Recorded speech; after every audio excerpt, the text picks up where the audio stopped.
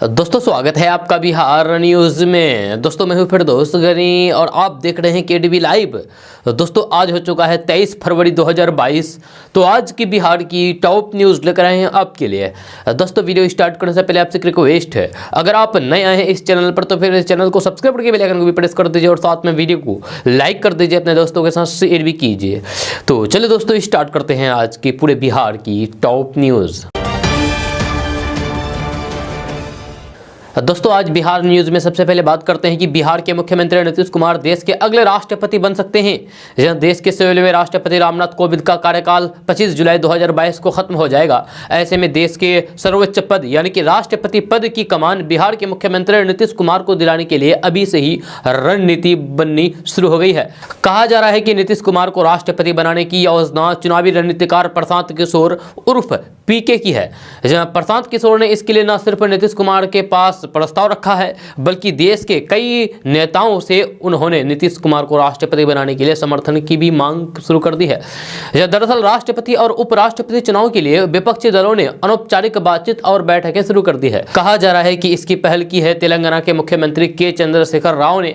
के चंद्रशेखर राव ने हाल के दिनों में देश के 1 दर्जन विपक्षी नेताओं से संपर्क किया है। के चंद्रशेखर राव की ओर से देश भर के नेताओं से की जा रही मुलाकात और बातचीत के पीछे प्रशांत किशोर की रणनीति बताई जा रही है। जी हां, यानी कि अब बिहार के मुख्यमंत्री नीतीश कुमार राष्ट्रपति बनने जा रहे हैं। दोस्तों बात करते हैं कि बिहार की राजधानी पटना की तरह अब पूर्णिया और मुजफ्फरपुर में भी खादी मॉल बनेगा।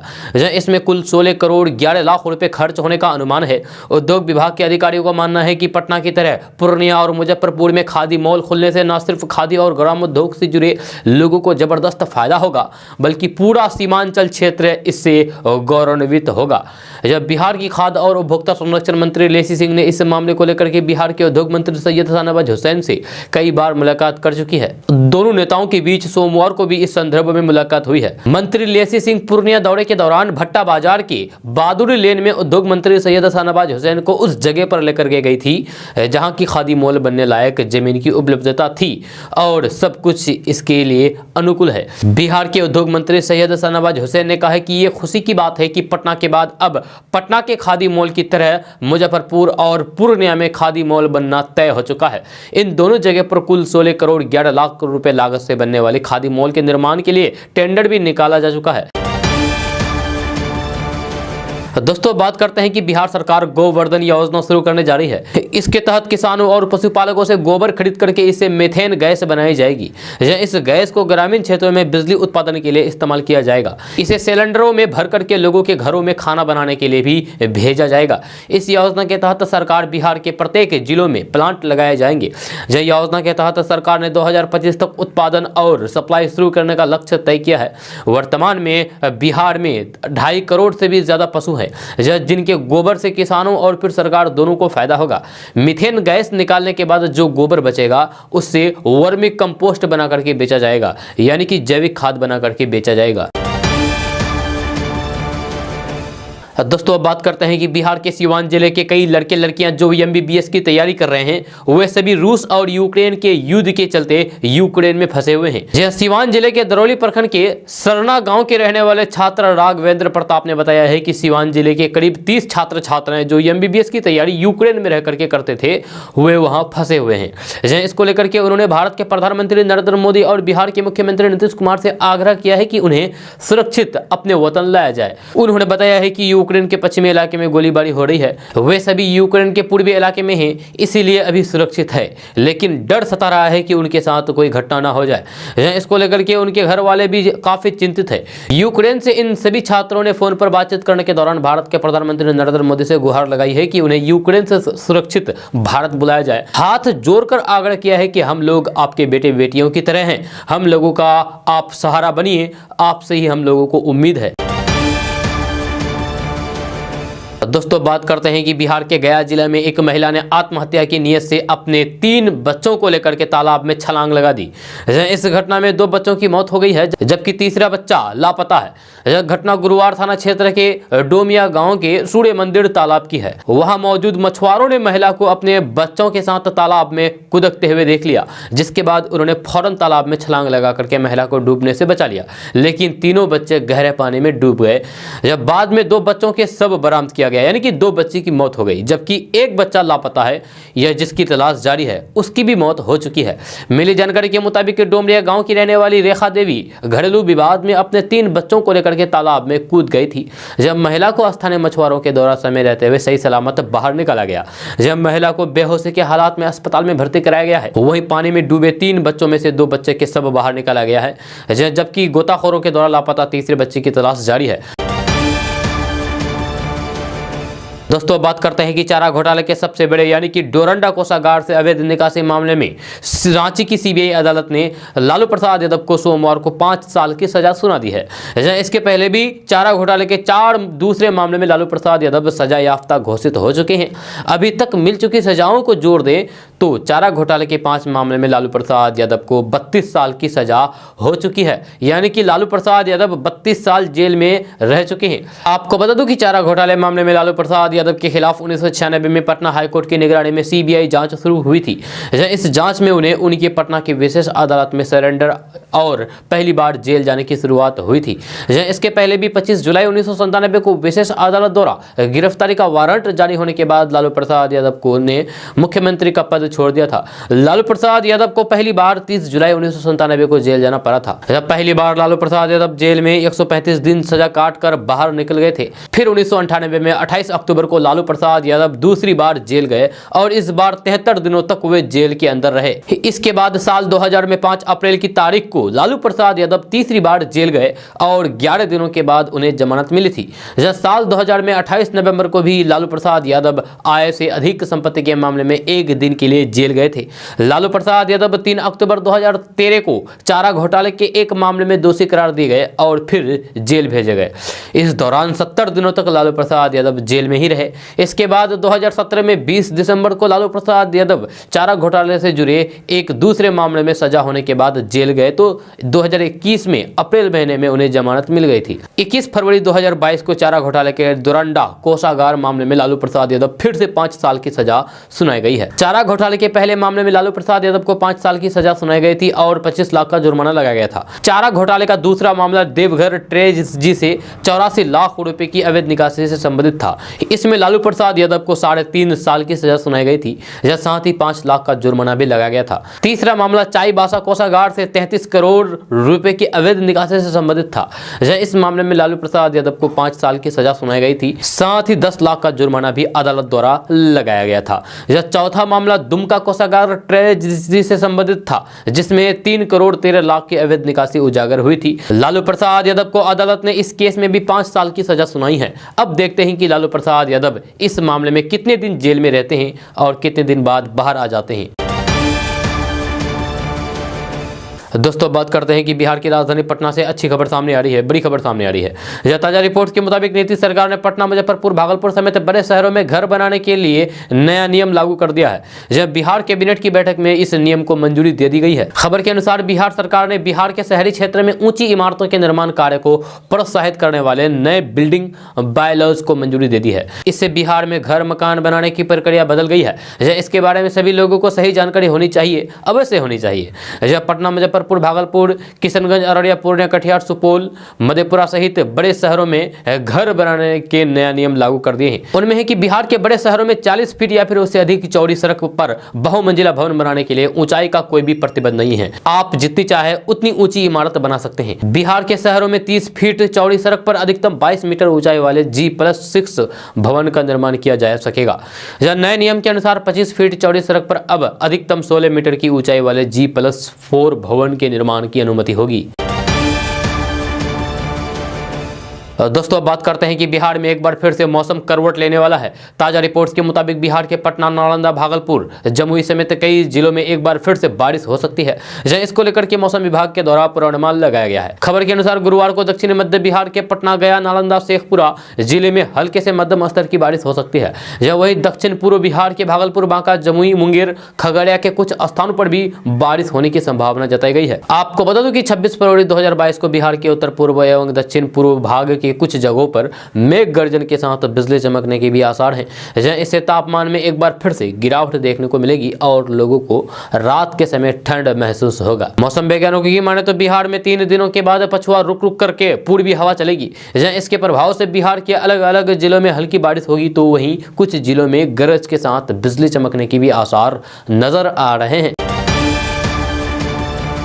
दोस्तों बात करते हैं कि बिहार की रहने वाली एक महिला शादी के 15 साल बाद घर छोड़कर प्रेमी के साथ फरार हो गई। फेसबुक के प्यार के चक्कर में 4 बच्चों की मां बच्चों को रोते बिलखते छोड़कर ऐसी गई कि फिर वापस लौटने का नाम नहीं लिया। जब मामला बिहार के पूर्णिया का है, जहां सोशल मीडिया पर चैटिंग किसी को इतना प्यार में डुबो देती है कि वह अपनी जिम्मेदारियों से भी किनारा कर लेता है। जब बिहार के पूर्णिया की रहने वाली पूजा देवी शादी के 15 साल बाद घर छोड़कर प्रेमी के साथ फरार हो गई। फेसबुक के प्यार के चक्कर में 4 बच्चों की मां पूजा बच्चों को रोते बिलखते छोड़कर फरार हो गई। छोटे छोटे चारों बच्चे मां के बगैर काफी परेशान है। वही पति विनोद की हालत ऐसी हो गई है कि वह बच्चों और घर को संभाले या फिर बिजनेस करें। यह 4 साल के छोटे बच्चे का रो रो कर हाल बेहाल है। ये छोटे छोटे नौनिहाल अपनी मां से गुहार लगा रहे हैं कि वे जल्द वापस आ जाएं।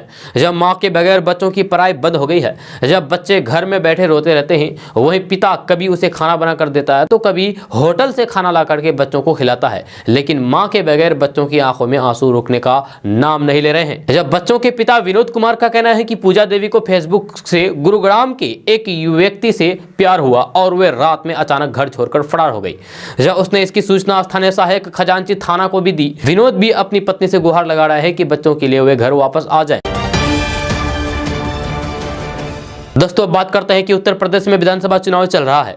इस बीच प्रचार प्रसार जोरों शोरों से चल रहा है। जहां इलेक्शन प्रचार करने के दौरान बीजेपी के एक विधायक ने बड़ा और विवादित बयान दिया है। अक्सर बीजेपी के नेता अपने मुंह से गलत बयानबाजी निकालते हैं, विवादित बयान देते हैं। जहां उसी कड़ी में एक और विधायक का नाम भी जुड़ गया है। जी हां, उत्तर प्रदेश के बीजेपी के विधायक राघवेंद्र प्रताप सिंह ने कहा है कि जो हिंदू मुझे वोट नहीं देगा उसकी नसों में मुस्लिमों का खून दौड़ रहा होगा।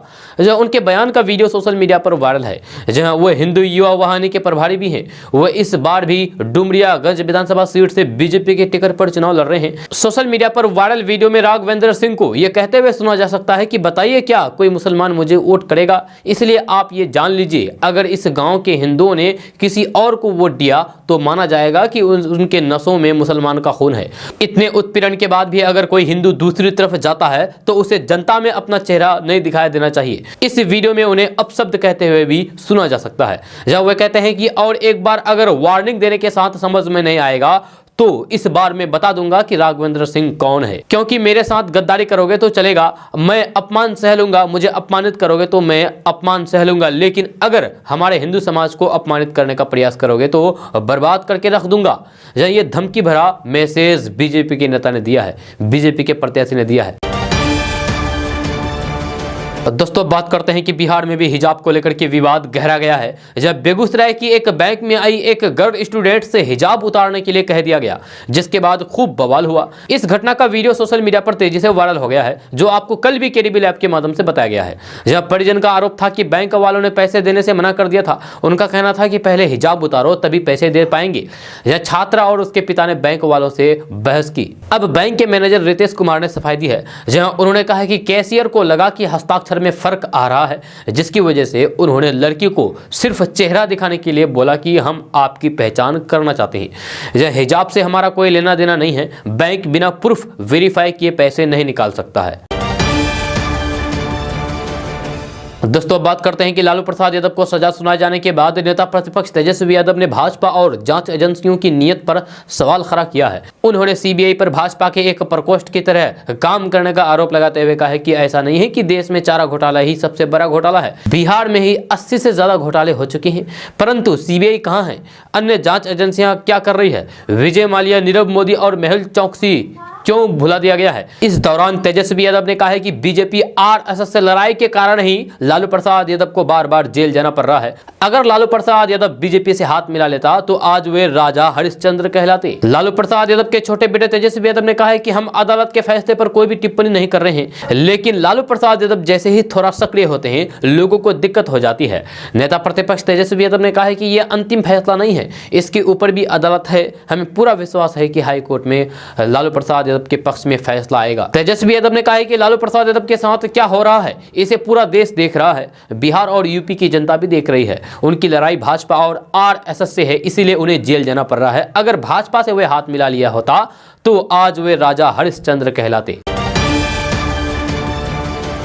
दोस्तों बात करते हैं कि बीजेपी और सरकार में प्रधानमंत्री नरेंद्र मोदी के बाद नंबर 2 की हैसियत के तौर पर देखे जाने वाले भारत के गृह मंत्री अमित शाह ने कहा है कि बीजेपी का मुसलमानों से वही रिश्ता है जो एक भारत के नागरिक से होना चाहिए। लेकिन बीजेपी ने उत्तर प्रदेश में किसी भी मुसलमान को टिकट क्यों नहीं दिया, ये सवाल किया गया।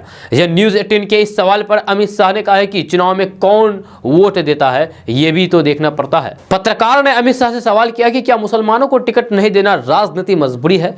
इस सवाल पर अमित शाह ने कहा है कि मजबूरी नहीं बल्कि राजनीतिक शिष्टाचार है।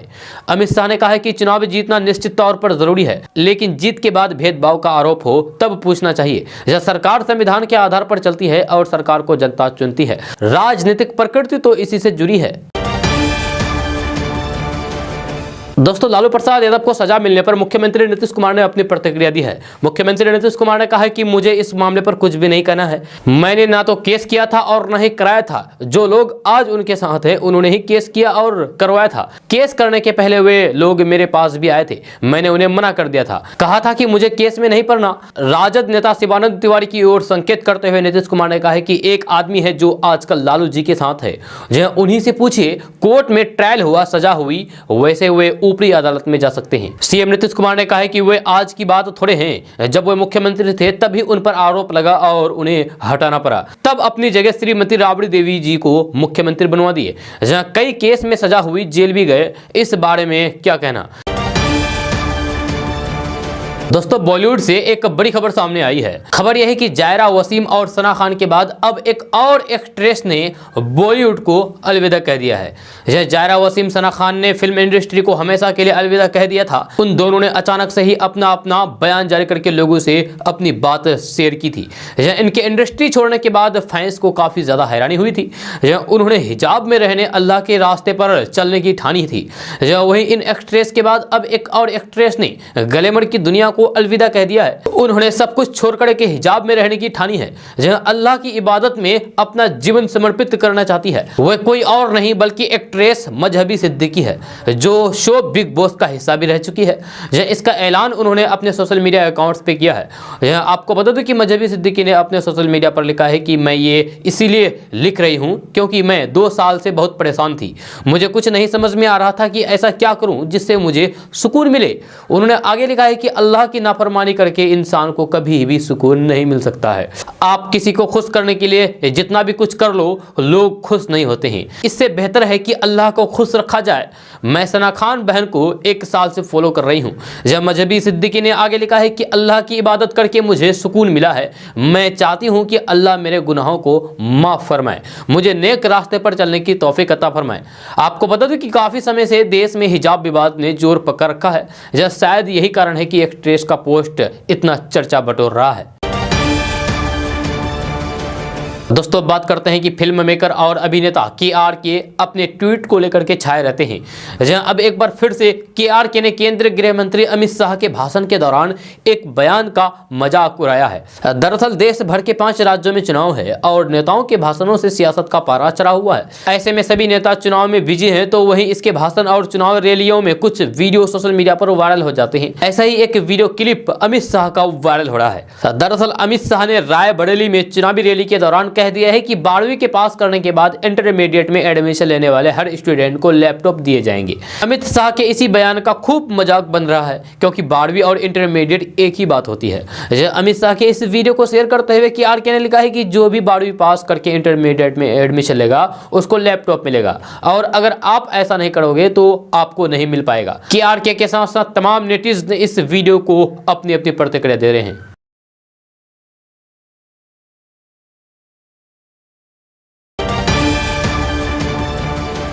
दोस्तों अब आपको दिल दहला देने वाली एक घटना के बारे में बताने जा रहे हैं कि दिल्ली के अम्बेडकर इलाके में साल 2007 में भाजपा के टिकट से निगम पार्षद का चुनाव लड़ चुकी एक महिला की गला रेतकर बेरहमी से हत्या कर दी गई। हत्याकांड को किसी और ने नहीं बल्कि महिला की बेटी ने अपने लिव पार्टनर के दोस्त के साथ मिलकर के अंजाम दिया है। मृतका की शिनाख्त सुधा रानी 55 वर्ष के रूप में हुई है। हत्याकांड की गुत्थी को सुलझाते हुए पुलिस ने बेटी देवयानी और लिव इन पार्टनर दोस्त कार्तिक को गिरफ्तार कर लिया है। पुलिस ने आरोपियों की निशानदेही पर वारदात में इस्तेमाल सर्जिकल ब्लेड और अन्य सामान भी बरामद कर लिया है। दरअसल देवयानी अपने पति को छोड़ करके अपने प्रेमी शिबू के साथ दक्षिणपुरी में रह रही थी जब मां को यह पसंद नहीं था। मां सुधा ने अपनी बेटी पर दबाव बनाने के लिए उसे प्रॉपर्टी से बेदखल करने की धमकी देकर खर्चा भी देना बंद कर दिया था।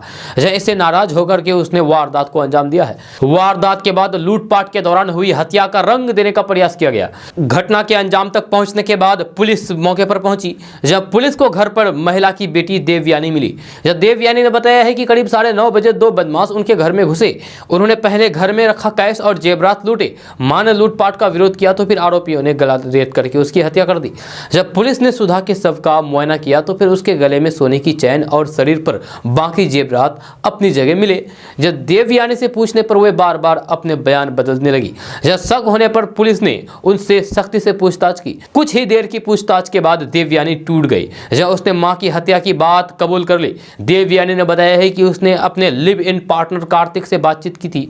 जब कार्तिक उसकी मां की हत्या के लिए तैयार हो गया। जब योजना के तहत देवयानी ने नींद की गोलियों का इंतजाम किया। शनिवार शाम को वारदात को अंजाम देने का प्लान बना। जब देवयानी ने घर में मौजूद अपने मामा संजय और मां सुधा को चाय में नींद की गोलियां मिला करके दे दी। मामा दूसरे कमरे में सोता रहा। देवयानी ने आरोपी कार्तिक को बुलाया। जब उस समय सुधा अपने बेड पर गहरी नींद में सोई हुई थी। जब आरोपी अपने साथ सर्जिकल ब्लेड लेकर आया था। जब कार्तिक ने सोते हुए सुधा का ब्लेड से गला रेत दिया। इसके बाद देवयानी ने लूट का मामला बनाने के लिए मां का कैश और जेवरात उसे दे दिया। जब पुलिस ने आरोपी कार्तिक को गिरफ्तार करके उसके पास से जेवरात बरामद कर लिया है।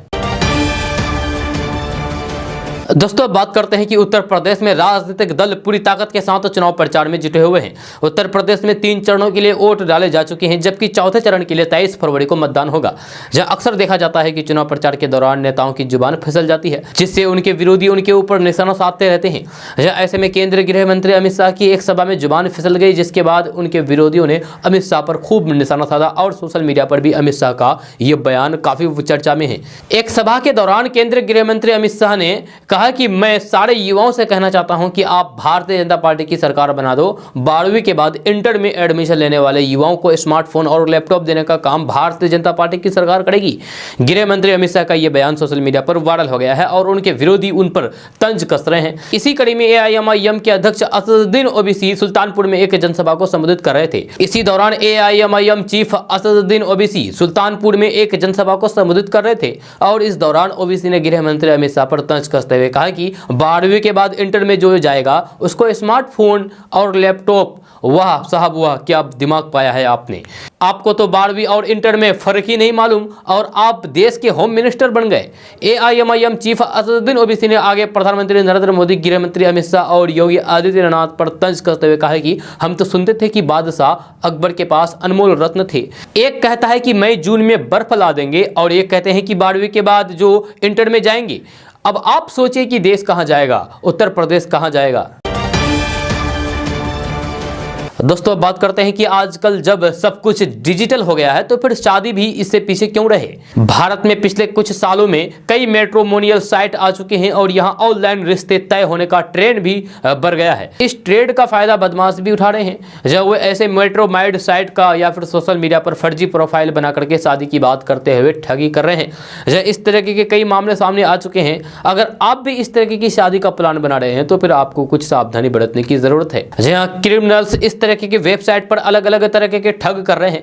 जब ठगी सिर्फ मेल ही नहीं बल्कि फीमेल के साथ भी होती है, यानी कि लड़कियों के साथ भी होती है। तो आइए जानते हैं ठगी के तरीके, आखिर ठग कैसे ठगी का अंजाम देते हैं। तो सबसे पहला तरीका ये होता है कि वे वेबसाइट के जरिए आपसे संपर्क करते हैं। अधिकतर मामलों में ठग खुद को विदेश में रहने वाला बताते हैं। जब बातचीत शुरू होती है फिर वे आपको गिफ्ट भेजते हैं। एक दो बार गिफ्ट पहुंचता भी है, इससे आप भरोसा करने लगते हैं। फिर एक दिन वे आपसे इंडिया आने की बात कहते हैं, साथ में आपके लिए महंगा गिफ्ट होने की भी बात बताई जाती है। अचानक कॉल आती है कि एयरपोर्ट पर कस्टम विभाग ने पकड़ लिया है, छोड़ने के बदले में इतने पैसे देने होंगे। इस तरह से आपको चपत लग जाती है। अब दूसरा तरीका के बारे में बात करते हैं। तो इसमें ठग आपसे वेबसाइट के जरिए संपर्क करते हैं, फिर बातचीत करते रहते हैं। आपका भरोसा जीतने के बाद अचानक किसी इमरजेंसी का बहाना आपसे बताते हैं और पैसे मांगते हैं। आप भरोसा करके पैसे दे भी देते हैं। अब तीसरा तरीका के बारे में बात करते हैं कि कुछ मामलों में देखने में आया है कि ठग आपको झांसा देकर के शादी भी कर लेते हैं। इसके कुछ दिन बाद ही आपके पैसे और ज्वेलरी लेकर के वे चंपत हो जाते हैं। इस तरीके के केस में महिला ठगों की भूमिका ज्यादा होती है, यानी कि ज्यादातर लड़कियां करती है। ठगी का चौथा तरीका के बारे में बात करें तो फिर यह भी देखने में आया है कि ठग आपसे ऑनलाइन जुड़ते हैं। बातचीत शुरू होने के बाद आपको किसी होटल में मिलने के लिए बुलाया जाता है। यहाँ आपको बेहोश करके अश्लील वीडियो बनाकर भी ब्लैकमेल किया जाता है। अगर आप इस तरह की ठगी से बचना चाहते हैं तो फिर आपको कुछ सावधानी बरतने की जरूरत है। दोस्तों बात करते हैं कि बिहार दिवस पर राजधानी पटना के ऐतिहासिक गांधी मैदान में बिहार फिर उतरेगा। 3 दिवसीय राज्य स्तरीय बिहार दिवस समारोह में 3 दिन तक गांधी मैदान में सतरंगी छटा बिखरेगी। इसमें राष्ट्रीय और अंतर्राष्ट्रीय स्तर की नामी गिरामी कलाकार आएंगे। व्यंजन मेला लगेगा। बिहार दिवस का प्रस्तावित थीम जल जीवन हरियाली है। यह 3 दिवसीय समारोह गांधी मैदान में 22 मार्च से शुरू होकर 24 मार्च तक चलेगा, जहां उद्घाटन 22 मार्च को और समापन 24 मार्च को होगा। गांधी मैदान के साथ ही श्री कृष्ण मेमोरियल हॉल में भी साज आवाज की महफिल सजेगी। आपको याद दिला दूं कि गांधी मैदान में बिहार दिवस समारोह का आयोजन कई साल बाद होगा। शिक्षा मंत्री विजय कुमार चौधरी के दिशा निर्देश में बड़े पैमाने पर आयोजन की तैयारी शुरू कर दी गई है। गांधी मैदान में मुख्य मंच से सटा एक छोटा मंच भी होगा। 4 बड़े पवेलियन होंगे। यह सांस्कृतिक पंडाल होगा। सरकारी विभागों तथा निगम बोर्डों के स्टॉल होंगे। नुक्कड़ नाटक होंगे। प्रशासनिक पवेलियन होगा। शिक्षा विभाग का अपना कंट्रोल रूम होगा। परिसर में सीसीटीवी कैमरे की नजर होगी। दोस्तों बात करते हैं कि लालू प्रसाद यादव को चारा घोटाले मामले में सीबीआई की विशेष अदालत में सजा सुनाए जाने के बाद आरजेडी परिवार में मायूसी छा गई है। आरजेडी के जिलों के कार्यालयों में भी मातम छाया हुआ है। इसी कड़ी में मुजफ्फरपुर में पत्रकारों से बातचीत करते हुए राजद के प्रदेश सचिव वसीम अहमद मुन्ना फूट फूट कर रोने लगे। उन्होंने कहा कि न्यायालय के फैसले का हम सम्मान करते हैं, लेकिन ऊपरी न्यायालय में भी गरीबों के नेता लालू प्रसाद यादव की रिहाई का अपील किया जाएगा। उन्होंने कहा कि बिहार में 80 से अधिक घोटाले हुए हैं, लेकिन किसी मामले में किसी को कोई सजा नहीं हुई है। उन्होंने कहा कि लालू गरीबों के मसीहा हैं, वे गुदरी के लाल हैं, इनके बावजूद उन्हें सजा दिया जा रहा है। दोस्तों बात करते हैं कि बिहार के पटना, पूर्णिया, दरभंगा, बक्सर समेत कई जिलों में 46 लाख फर्जी वोटर मौजूद हैं। चुनाव आयोग इन वोटरों का नाम हटाने जा रही है। ताजा रिपोर्ट के मुताबिक पीएसई के द्वारा इन लोगों की पहचान की गई है। आयोग अब इन मतदाताओं की पड़ताल कर रही है। खबर के अनुसार मतदाता सूची में एक फोटो पर 2 वोटरों के नाम अलग अलग जिलों और स्थान पर मिला है। कई विधानसभा क्षेत्र में एक फोटो पर 10-10 मतदाताओं के नाम है। आपको बता दें कि निर्वाचन आयोग ने एक नया सॉफ्टवेयर बनाया है, जिस सॉफ्टवेयर के द्वारा एक फोटो पर एक से अधिक के जगह वोटर कार्ड बनाने वाले लोगों की पहचान किया जा रहा है, जिसमें बड़ी संख्या में फर्जी मतदाता पकड़े जा रहे हैं। दोस्तों बात करते हैं कि बिहार के भागलपुर से बड़ी खबर सामने आ रही है। ताजा रिपोर्ट्स के मुताबिक भागलपुर में शिक्षक के पद पर चयनित 23 अभ्यर्थियों के सर्टिफिकेट फर्जी पाए गए हैं। जांच के दौरान इन अभ्यर्थियों के टीईटी कागजात में गड़बड़ी मिली है। खबर के अनुसार भागलपुर में शिक्षक के पद पर चयनित 1400 अभ्यर्थियों में से 23 अभ्यर्थियों के सर्टिफिकेट फर्जी पाए गए हैं। इसके बाद नियोजन इकाई ने इसकी सूचना शिक्षा विभाग पटना मुख्यालय को दी है, जब मुख्यालय के द्वारा बहुत जल्द इन पर कार्रवाई की जाएगी। आपको बता दूं कि 23 फरवरी को प्रथम, द्वितीय एवं तृतीय चक्र की काउंसलिंग में चयनित अभ्यर्थियों को नियुक्ति पत्र दिया जाएगा। विभाग नियुक्ति पत्र देने से पहले सभी अभ्यर्थियों के सर्टिफिकेट को एक एक करके जांच कर रही है, जिसमें कई अभ्यर्थियों के फर्जी सर्टिफिकेट मिले हैं। दोस्तों बात करते हैं कि बिहार की राजधानी पटना से बड़ी खबर सामने आ रही है। ताजा रिपोर्ट्स के मुताबिक कल बिहार बोर्ड की मैट्रिक परीक्षा में 114 नकलची धराए गए हैं। वही कई जगहों पर दूसरे के स्थान पर यानी कि दूसरे के जगह परीक्षा दे रहे कई लोगों को भी पकड़ा गया है। खबर के अनुसार कल परीक्षा में 114 नकलचियों को निष्कासित किया गया है, जबकि 4 ऐसे स्टूडेंट को पकड़ा गया है जो दूसरे के स्थान पर दूसरे की जगह परीक्षा दे रहे थे। आपको बता दूं कि कल पटना में 2, गोपालगंज में 2, मधुबनी में 3, गया में 6, नवादा में 3, सारण में 14, सुपौल में 1, खगड़िया में 3, रोहतास में 8, सहरसा में 5, मुंगेर में 2, सीतामढ़ी में 8, वैशाली में 23, सिवान में 3, नालंदा में 14, भोजपुर में 14, जमुई में 1 और बेगूसराय में 1 नकलची को पकड़ा गया है। दोस्तों बात करते हैं कि पटना के पत्रकार नगर थाने की पुलिस ने 3 महीने में 7वीं बार एक और साइबर फ्रॉड को गिरफ्तार किया है। इस बार पुलिस ने कमीशन पर काम करने वाला नहीं बल्कि खुद लोगों से साइबर ठगी करने वाला सरगना स्नातक पास छात्रों को पकड़ा है। जहां गिरफ्तार आरोपित कुंदन कुमार नालंदा के बिहार शरीफ में स्थित मुरोड़ा सहडी का रहने वाला है। इसके पास से 33 अलग अलग बैंकों के ATM card, debit card, 9 passbook और 3 चेक बुक मिले हैं। जहां इसके अलावा 1 लाख रुपए कैश के साथ एक मोबाइल फोन को भी जब्त किया है। पुलिस ने जब उनसे पूछताछ की तो कुंदन ने बताया है कि नालंदा से स्नातक तक पढ़ाई की। दोस्तों बात करते हैं कि बिहार के मुख्यमंत्री नीतीश कुमार ने कहा है कि देश के 5 राज्यों में हो रहे विधानसभा चुनाव के बाद जातिगत जनगणना पर सर्वदलीय बैठक बुलाई जाएगी। सोमवार को पटना में जनता दरबार में मुख्यमंत्री कार्यक्रम के बाद मीडिया से बातचीत करते हुए मुख्यमंत्री नीतीश कुमार ने कहा है कि उनकी सरकार अपने संसाधनों से जाति आधारित जनगणना कराने के लिए प्रतिबद्ध है। सभी राजनीतिक दल जाति जनगणना के पक्ष में हैं और 5 राज्यों में चल रहे विधानसभा चुनाव में कई नेता लगे हुए हैं। इसीलिए चुनाव के बाद जाति आधारित जनगणना के संबंध में एक सर्वदलीय बैठक आयोजित की जाएगी। मुख्यमंत्री नीतीश कुमार ने जाति आधारित जनगणना से समाज के सभी वर्गों को लाभ होने की बात दोहराते हुए कहा कि बिहार में इस प्रक्रिया को अंजाम देने के लिए वे जल्द ही एक सर्वदलीय बैठक बुलाएंगे। जातीय जनगणना को लेकर के सर्वदलीय बैठक के बारे में पूछे जाने पर मुख्यमंत्री नीतीश कुमार ने कहा कि निश्चित रूप से हम बिहार सरकार की तरफ से इसे करना चाहते हैं। उन्होंने कहा है कि इसका ऐलान करने से पहले हम चाहते हैं कि सभी लोग एक साथ बैठें ताकि सभी लोगों के विचार सामने आए। इस संबंध में हमने पहले भी आपको बताया है, इसको लेकर के हम सक्रिय हैं।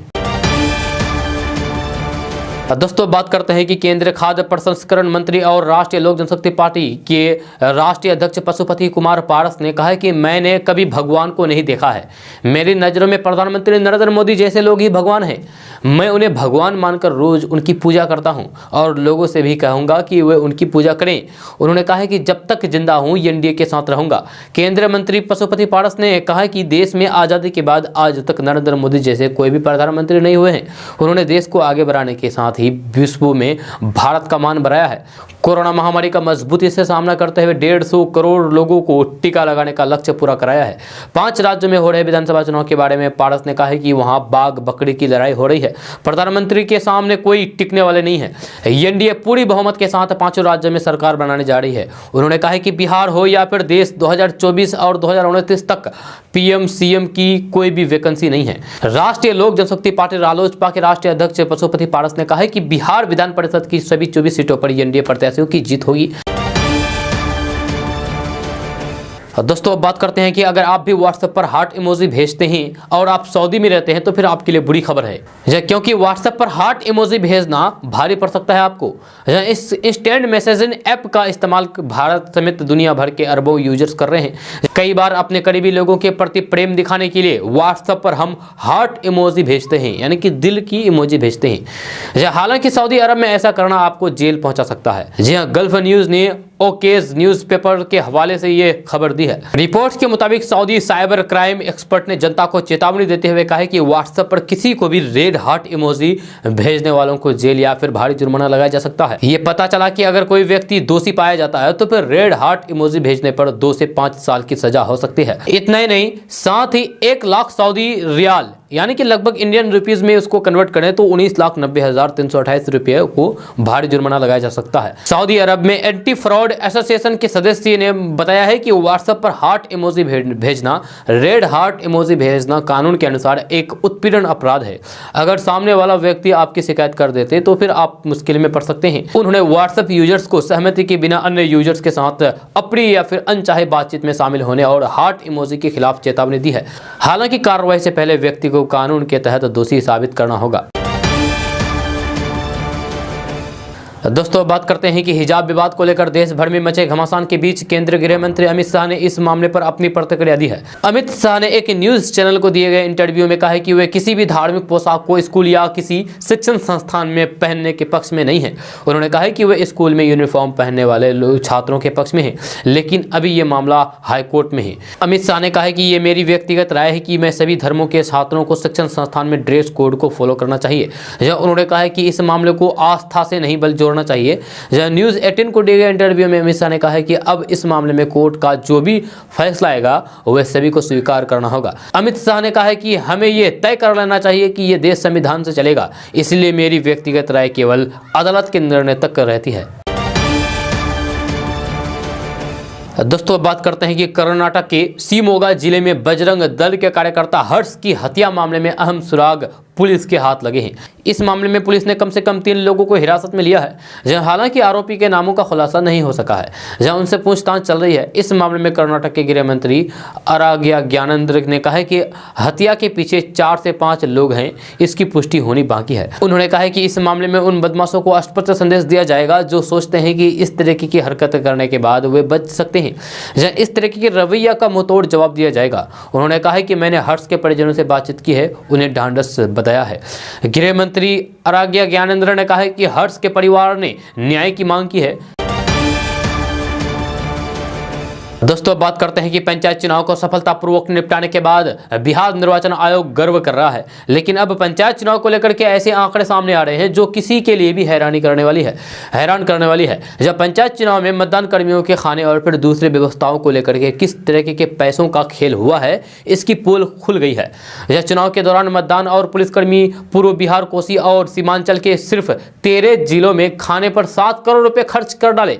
इससे भी चौंकाने वाली बात यह है कि इस राशि का बड़ा हिस्सा सिर्फ जलेबी और दूसरे मिठाइयों के खाने पर खर्च किए गए हैं। हाल ही में संपन्न हुए बिहार पंचायत चुनाव में बेहताशा खर्च किया गया। शानो शौकत ऐसे कि बिहार के एक कोने में होने वाले चुनाव में राज्य के दूसरे कोने से खाना खिलाने वाले वेंडर आए, तो उत्तर प्रदेश से टेंट सामियाना मंगवाया गया। चुनाव में हुए खर्च का जो बिल जमा किया गया है, इसके एवज में जमा किए गए कई बिलों में GST नंबर भी नहीं है और सीरियल नंबर भी गलत निकला है।